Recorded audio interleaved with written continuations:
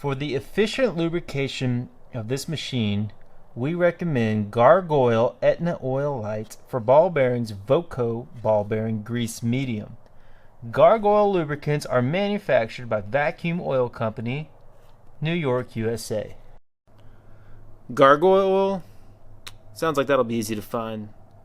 Probably get that at Home Depot.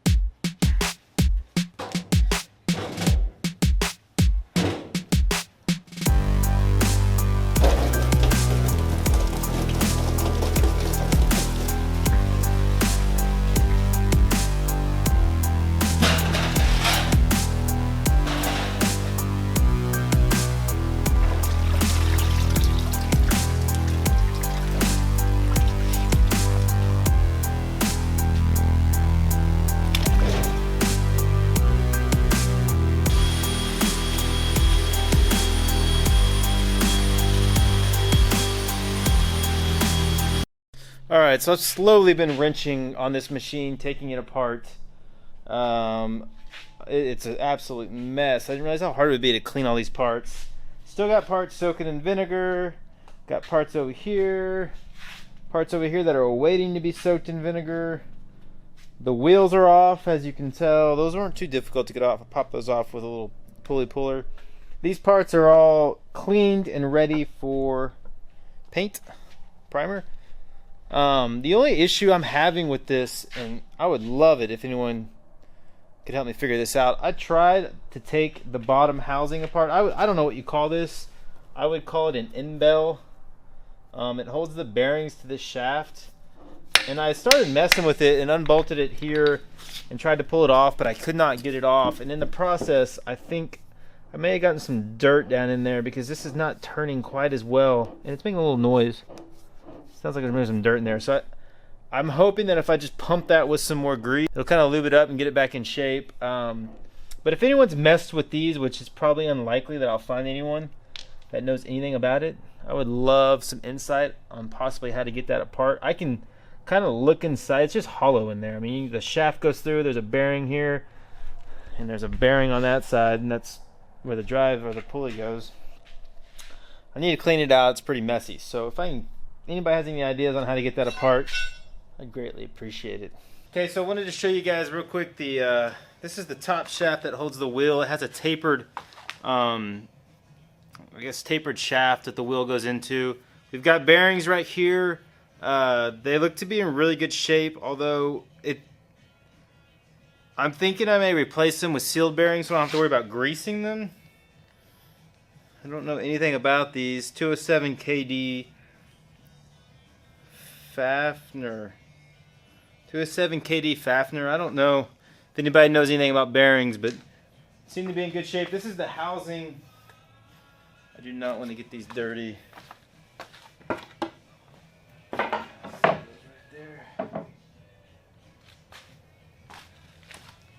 So this is what holds the shaft and the bearings. This is the housing. It's gotten really dirty as well. I need to get it cleaned out, but I've gotten most of the rust. It was really rusty, and I've gotten most of the rust off of it now. I'll tape this off and prime it and paint it. Another thing I wanted to point out is this is probably inside here. It's kind of black bluish. It's probably the original paint color, for sure the original paint color. If you can see in the corner here, the lighting's not great. Let me get it a little brighter. You can see a little green. I think at some point someone painted this a really ugly green color, so I'm trying to get all that off too. But this is what I'm going to go for right here, is this old black kind of bluish color. Try to match that. Should look really nice. Okay, so every bolt on this machine I have to wire brush clean. I've soaked these in vinegar, but I've just been dealing with the flash rust. And that's pretty easy to get off. I'm using a wire brush. A little wire wheel works really good at getting in these threads and knocking all that rust out. I'm going to polish these up and probably leave them raw metal. Just put a little oil or Penetrol on them to keep them from rusting. I think all the bolts, exposed bolts, I want to do that. Kind of add a cool contrast to the black color of the machine. I really wanted to kind of share with you guys a few mistakes I've already made with this saw and a few things I've learned. This is the big, what you're seeing here that's cleaned up and ready for paint. That's the big hand wheel that tilts the table at a 45. It's a really cool piece. I love the look of it. But so I was trying to remove the rod, the shaft, and there's a pin in there that you knock out, just like a knockout pin. But what I didn't realize, and I don't know if this is the way it is on any kind of pin like this, I don't have a whole lot of experience with this, but it's actually tapered. So there's only one direction it can go out and one direction it can go in. So I was beating and hammering on it thinking that it was rusted and locked in, but I was actually hammering it further into the taper, and you can kind of see how it's lodged in there. And I tried to bring it back out and just mushroomed and destroyed the pin. You can see that right there. Manual. So that's kind of an amateur move on my part, a lesson learned. I don't think at this point I'm just going to leave it in there.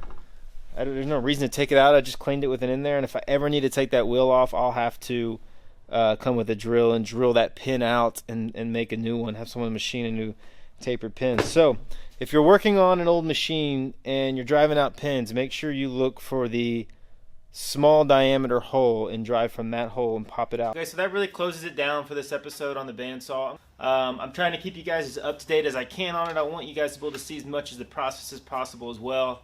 Really, all I've been doing is scraping rust and cleaning rust, so it's not that exciting. Moving forward, I'll probably be starting to paint soon, hopefully, and then I'm really excited to get to reassemble the saw and have it all back together. I'll probably do a dedicated video on that, so you guys can see that process. I really appreciate the comments y'all have sent me. It's been super helpful. A lot of y'all have a lot of knowledge on this, a lot more than I do. So I appreciate the comments, and please keep sending those to me. Those are very helpful. Also, if you want to see more of what's happening with the saw, I take photos and put it on my Instagram feed, so you can go check that out. The link is in my description. And I'm also going to be starting a blog post, kind of a blog on my website, following the process with comments and text and pictures. I really want to document this the best I can. I know people are interested, and it's something that I've really enjoyed doing, and it helps so much to have a community of people that I can lean on and get help from when I need it, because like I said, this is not something that I know a lot about. I'm just figuring it out as I go. I've got a really cool dining room table in this episode that we're building, so let's move to that and get started on that. Okay, so we are starting on a new dining room table this morning. This is the material here we're sorting through. We're actually pulling nails out of this. This is, from what I'm told, this is reclaimed wood from bleachers on the bayou in Louisiana. I guess they were built for boat races. The client provided this wood for us. We're sorting through it, and we're going to mill it and see what it looks like. Now, I will say I typically don't like running this dirty wood through the planer. It dulls your knives really quick. But we got an old set of carbide knives on the planer, so I'm just going to go ahead and sacrifice those to get these cleaned up, because I don't really have the tools to wire brush off all this old dirt.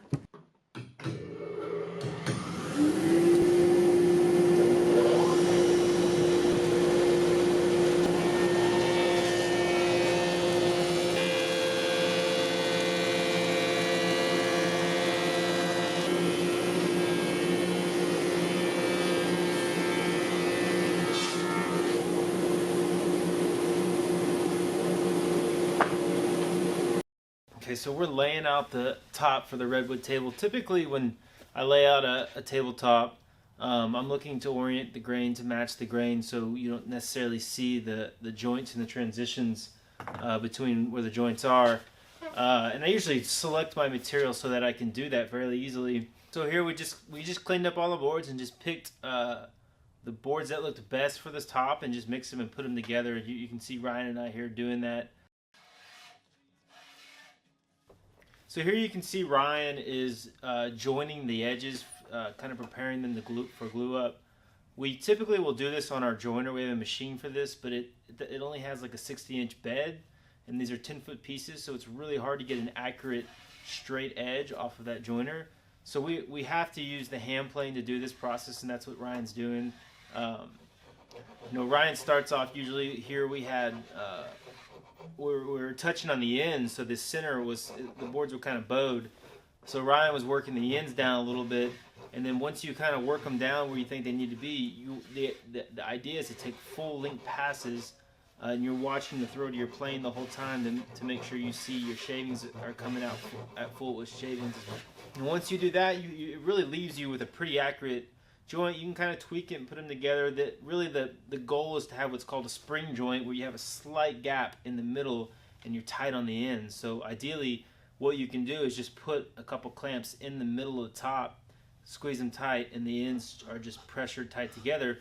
And the reason for this is you usually get moisture leaves wood out the end grain much faster than it does out the face grain. So when you have a tabletop and you have a humidity change, the dimensional change is going to happen more on the ends of the table where you have end grain.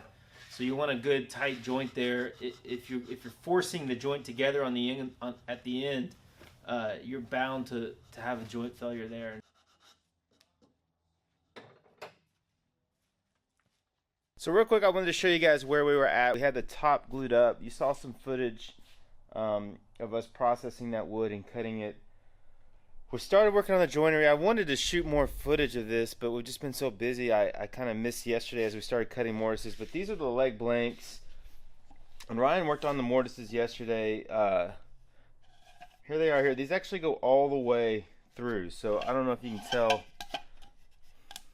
It's really hard to tell. But the tenon will go all the way, and they'll be mitered here at the end.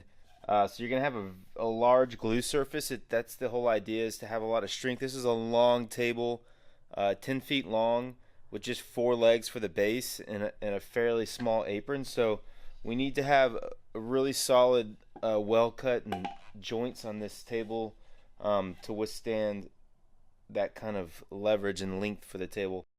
Now, to cut those deep mortises, we did a combination of things. We used the Lee FMT mortising jig, which I do most of my joinery on this. We cut them, I think, to 2 inches deep using a 1/2 inch upcut spiral bit. And then the remaining, there were 3 3/8 total depth for those mortise. So the remaining depth, Ryan came over here to the drill press, drilled out the rest, and then we used a chisel at the bench to clean it up.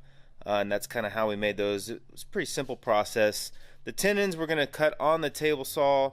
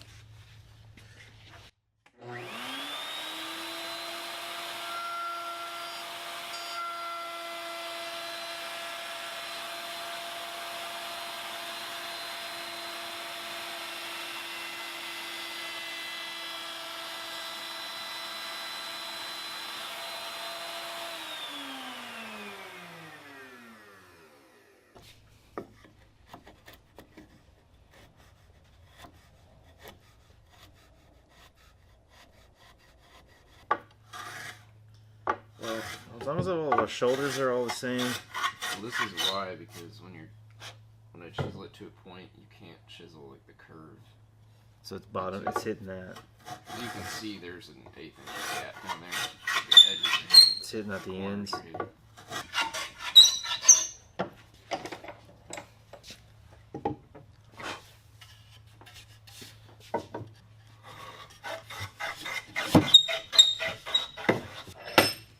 I see what you're saying. Still got plenty of. I think it would actually work. I feel it's like hitting at the ends. I feel like this gap is definitely still bigger, but yeah, it can go in more for sure.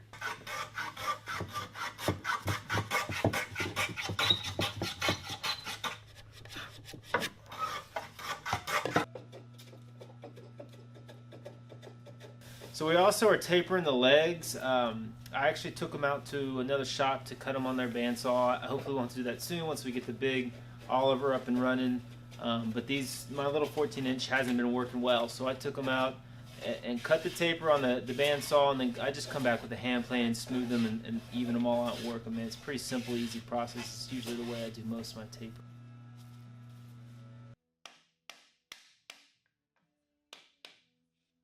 So as we glue the table up, we're kind of looking to move quickly. Obviously, with any glue up, you want to move fast. You don't want to go too slow, but we're also trying not to over clamp those long 10-foot aprons because they can flex and bend. And we're also trying to keep the legs parallel and straight and square. It's actually a two-stage glue up. We glue up the short ends first, so those are permanently glued, and then we come back a second time and put together the length of it with the longer aprons. That. 2/8 off. 112. That's better. What the top is.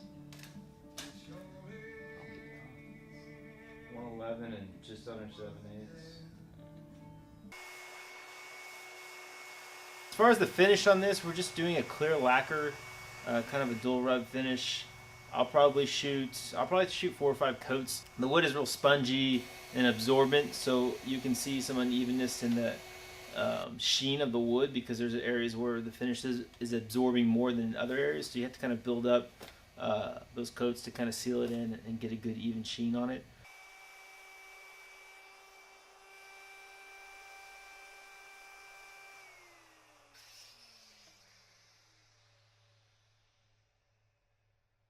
Okay guys, so here's the finished table. It's got blankets on it right now. I always keep blankets on finished pieces or even parts in the process of being made when I'm not working with them because it kind of insulates them. It keeps humidity from getting to them. So this table has blankets on it right now. I want to show it to you guys. I just got to get all this junk off of it. These are kind of cool. I thought I'd show. This is actually the case for a display case for golf balls. It'll have 10 shelves and it'll display golf balls. These are really cool. I actually sell quite a few of these, and I think I'm going to do a dedicated video on one of these. So be on the lookout for that.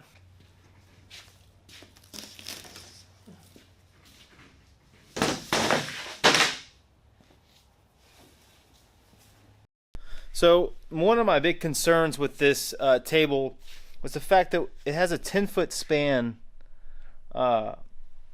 And I worry a little bit about the sag in the middle, and especially over time that can get worse. So to try to stiffen up the base to this, we put a steel frame in.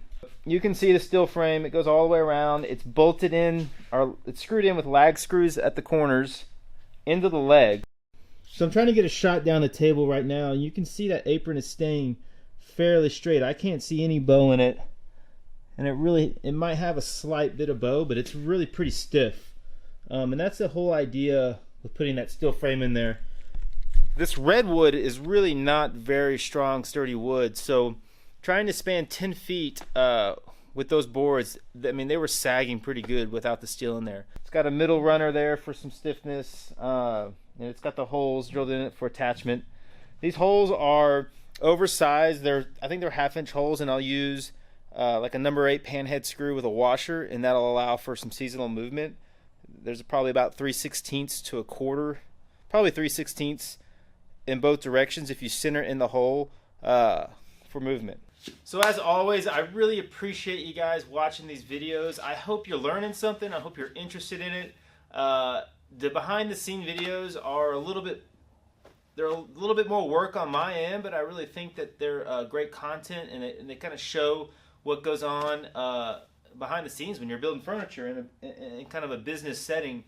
We have a lot of exciting projects coming up, so I'm going to be trying to capture those for YouTube, and I have some great ideas too for this year to help improve the videos. So keep tuning in, guys, and I really appreciate the support, and I'll see you next time.